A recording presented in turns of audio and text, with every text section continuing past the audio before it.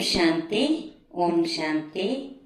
आज आपको एक कहानी के माध्यम द्वारा बताएंगे कि आज का व्यक्ति अपने आप से कैसे परेशान है। एक बार एक व्यक्ति बहुत गरीब था।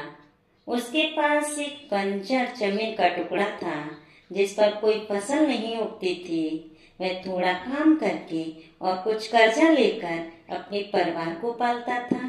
एक दिन उससे कोई काम भी नहीं मिला और सभी ने उसे कर्जा देने से भी इनकार कर दिया। वह सोचने लगा, अभी क्या करूं, अपने परिवार को कैसे पालूं।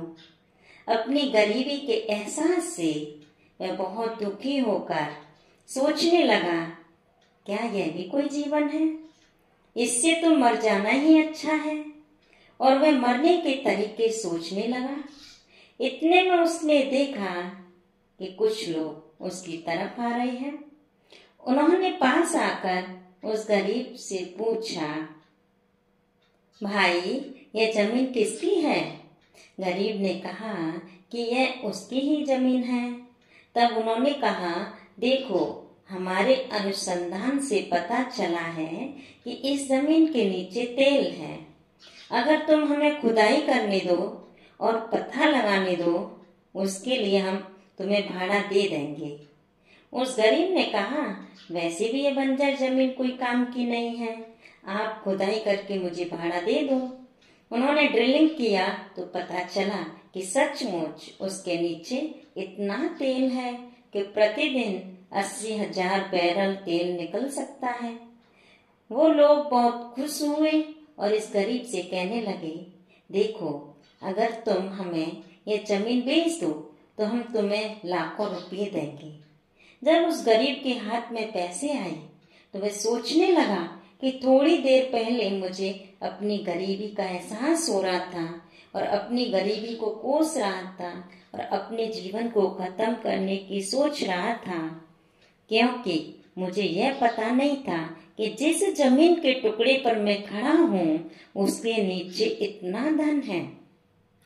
ठीक इसी प्रकार आज हर इंसान आध्यात्मिक रूप से गरीब है और इसीलिए दुखी होकर सोचता है कि क्या यह भी कोई जीवन है।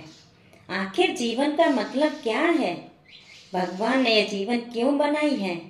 क्यों हमें ऐसी दुनिया में भेजा है?